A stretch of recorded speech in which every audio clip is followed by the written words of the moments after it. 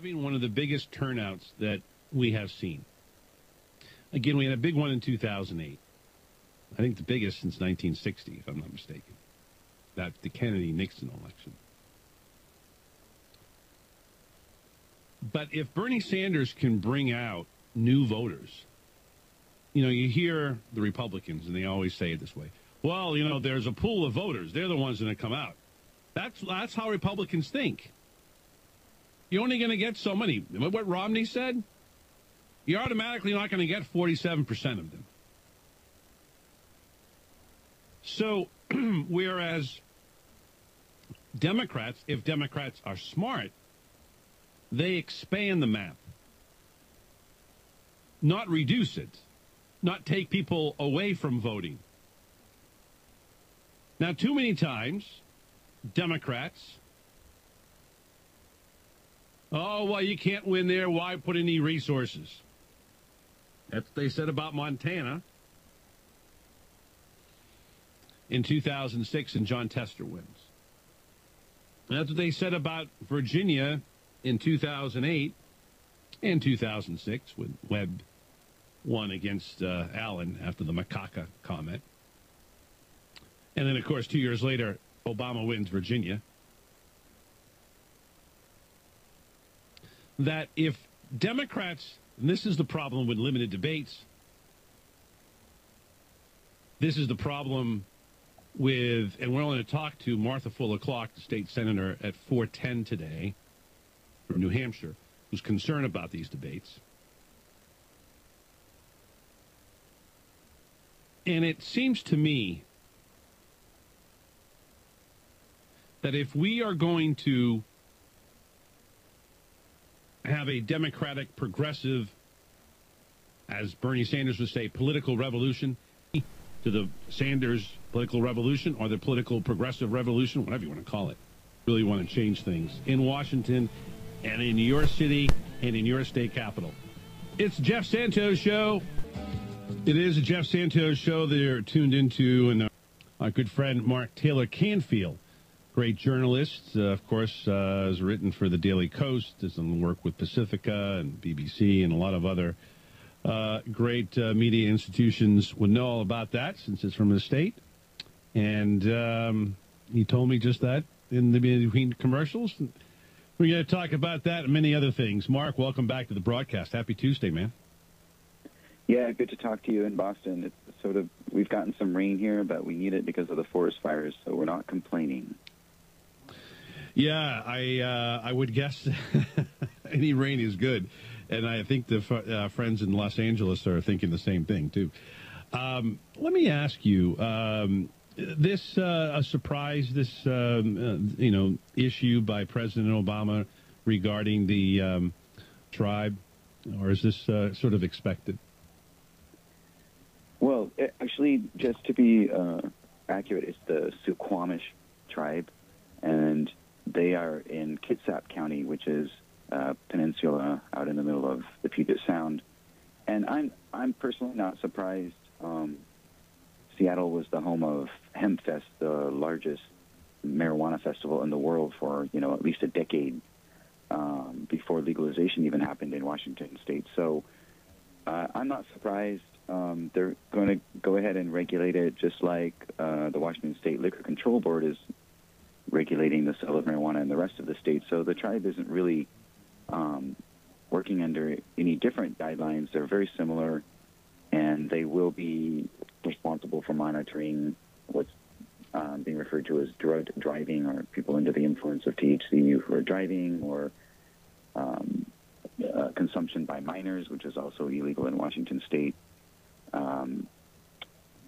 So I'm not surprised. It's a big business. It's a multi-billion-dollar business.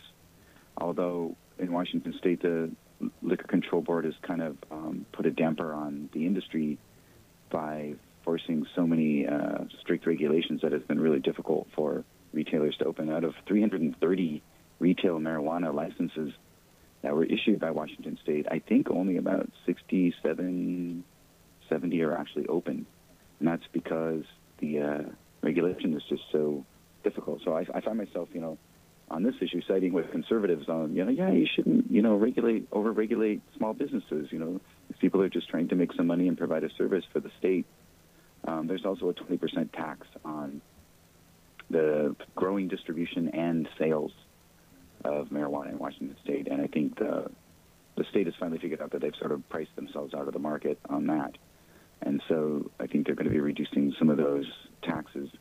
But as far as the Suquamish tribe is concerned, instead of paying a sales tax, there will be a fee that will then go to pay for essential services on the reservation. So, very similar regulation, but done independently. And that was part of President Obama's new guidelines opening up the retail sale of marijuana to a lot of tribes around the country. So the Suquamish just happened to be the first, which is appropriate since Washington was the first state to actually legalize retail sales of marijuana.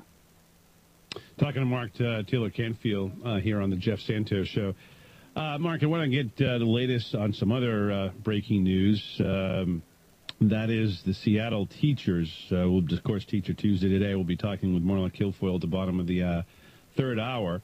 But some progress between the Seattle teachers who have been on strike. What's the latest there? Yes, they've been on strike since Wednesday, so the school year has been postponed. But as of 6:50 a.m. this morning, after all-night talks, the Seattle Teachers Union and the Seattle Public School District did reach a tentative agreement. So they're hoping that this might end this week-long strike. If that is the case, then students will go back to school on Thursday. So they will have lost about a week. I'll probably have to make that up during the summer. But the school teachers and the other school employees at the public schools in Seattle have been on strike since Wednesday, which closed the schools for about 53,000 students. And this affects about 5,000 members of the local union. So, yeah, they've reached a tentative agreement. So I'm sure a lot of parents who have been trying to figure out what to do with their kids are crossing their fingers, hoping that this will all work out. And it will extended vacation for the kids of Seattle, huh? Absolutely. And also there have been teacher strikes in Pasco, Washington, on the east side of the state, and also in Spokane.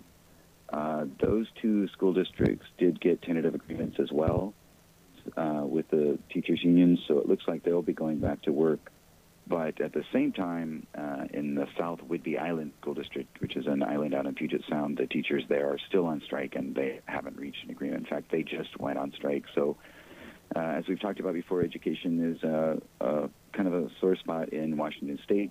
We have, some excellent colleges and universities and a great reputation for being a very educated state, but especially in the metropolitan areas around Seattle and Tacoma. But we have a public funding problem, and because teachers are being laid off, right? Well, because the Washington State Legislature has a 3/4 rule, their hands are kind of tied from a Proposition 13 sort of initiative. There's $1 billion hole in the state's education funding budget. So the Washington State Supreme Court is fining the Washington State Legislature $100,000 a day for failing to adequately fund education. So it's a big issue in Washington State. Somehow the political parties have to get together in the state legislature and solve this problem, because every day $100,000 is accruing as a fine, which eventually that money will be used for education according to the state Supreme Court. But the legislature is they're in contempt of court at this point. So touchy subject in Washington State. Well, let me ask you, yesterday, again, we're talking with Mark Taylor-Canfield, great journalist out there in the Seattle metropolitan area and Puget Sound and all of the Pacific Northwest. And yesterday, Mark, here we spoke with Mark McGovern, good first name, spells it differently, I believe. He, city councilor here for a couple of years, talked yesterday about the big companies, including those like Google and Microsoft, which are here in Cambridge. And the idea of taking these developers and wealthy companies that move in here, and a lot of them have moved in, and one of the things that they try to do, and I'm wondering, how Seattle is dealing with this, in the state of Washington for that matter, in taking certain amount of money when they come in and they build and they raise the rents skyrocketing in Seattle. The same thing here in Boston, Cambridge, same thing in New York and San Francisco. In fact, I think Nancy Pelosi's daughter, Alexis Pelosi, look to have on the show soon, has done a whole story on this in the home of the beast of Silicon Valley, all the way up into the city of San Francisco. And I'm wondering if there is a movement there, just like there was in the minimum wage, the first one, 15 CTAC, $15 an hour, to sort of figure out a way to get these companies like Microsoft and Boeing to pay some dollars here to get teachers paid, to get the rent going down. What are you hearing, if anything? Well, first of all, the way that education is funded in Washington State is through local school district levies, which is a very creates a lot of inequality in terms of funding in different neighborhoods. So that's the first problem. As far as the incentives being offered to the developers and the corporations, I think it's been there has been an attempt by some city council members, including Nick Licata, who's been a long-time, very progressive council member, to encourage developers to create more affordable housing as they, like you said, increase the rents and increase the real estate values in the city. Unfortunately, one of the problems we have here, Jeff, is that the median income in Martin Luther King Jr. County right now is about $90,000 a year. And so a lot of affordable housing projects are based on the median income, right, in terms of their subsidies. And the skew is much higher. We'll be right back with our good friend Mark Taylor-Canfield. It's a Jeff Santos show. Phone number to join us, 844-372-6867. Back in a flash. Back on the Revolution Radio Network. It is a Jeff Santos show. Of course, that's the Foo Fighters. And Mr. Grohl, of course, started up there in the Puget Sound area with Nirvana and that whole gang back in the early 90s, late 80s. And, of course, we're talking about Seattle, and Mark Taylor-Canfield is our guest every Tuesday. It gives us the latest. It is interesting as, you look back at that time period of the early 90s. It wasn't that big of a deal for a young band to be able to get an apartment in Seattle. Not so much the case anymore. Mark, I would tell you this. Is it now coming to a point where all these cities, whether it's a Seattle or a San Francisco or a New York or Boston, some of the places that so many people, whether they are progressive or not, want to go to, and it's just becoming insanely expensive. Is there any hope, any ideas about the issue of rent control, as an example? Is that at all appeared on the lips of our friends in the city council in Seattle? Yes, it has. There have been public debates at Seattle Town Hall on that issue, and it's also the major issue in the city council elections coming up in November. So, and by the way, Jeff, I have to tell you, there was an amazing show at Pike Place Market about a month ago with Mike McCready, some of the guys from Pearl Jam, Mudhoney, Duff McKagan from Velvet Revolvers.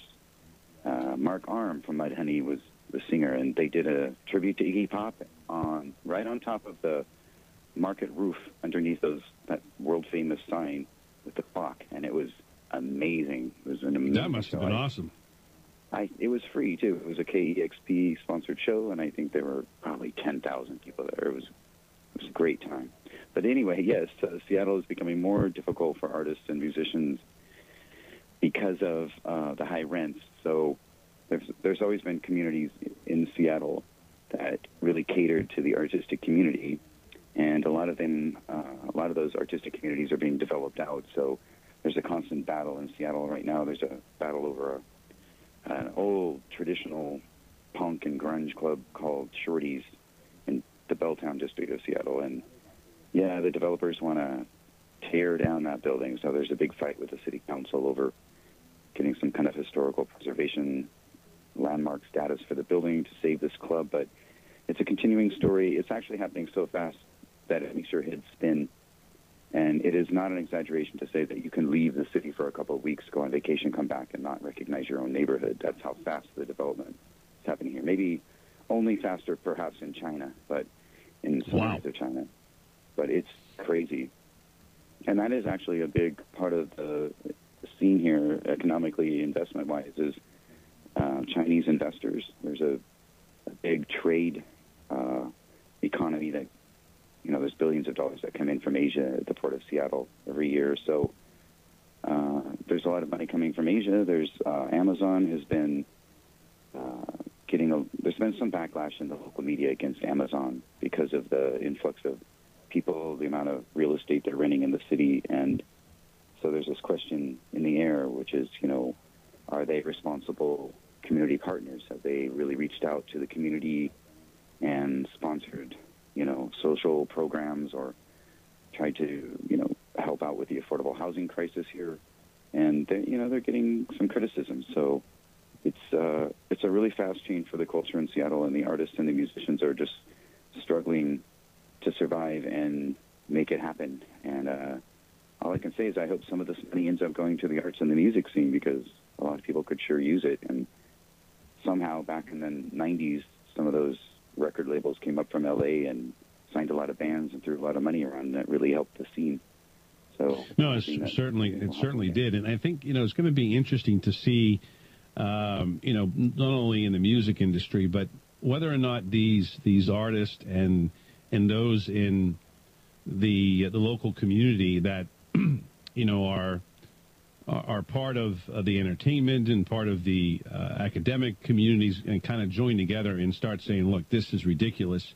You cannot be a teacher, a police officer, an artist, a musician, and live in the city of Seattle. It means you have to commute. Of course, that automatically brings up the issue of light rail, which I know Seattle has been wanting for a long, long time to get the expanded, you know, I know you have a little bit. I know the monorail has been there since, the 60s. But there's so much need there. And, of course, the more and more you have people having to commute, you know, you put more pressure on I-5 and everything else. It seems to be kind of crazy. And there's also this issue that with the expansion of the light rail system, that also leads to development issues, overdevelopment. And there's black flight in Seattle. A lot of traditional African-American communities are being dislocated because of the high rents. So it's actually even a racial issue, something that the mayor mentioned in his State of the City address in February. And as a journalist, you know, and also as a musician and artist, I really find myself having to focus on this issue living in Seattle, because it just hits you in the face every day when you walk down the street. It's just, there are so many cranes. I've never seen so many cranes in my life. I didn't know that this many cranes existed on the West Coast, but it's a boom. It's a huge boom. And then a lot of us worry about the history of Seattle. In fact, there's an article in the Seattle Times recently about this. And I think Danny Westmead, who's also an amazing writer at the Seattle Times, wrote recently about Amazon and sort of blamed them for the loss of a lot of culture in the city. But Seattle's been a boom and bust town. There's also an article in the Seattle Times, I believe today, talking about how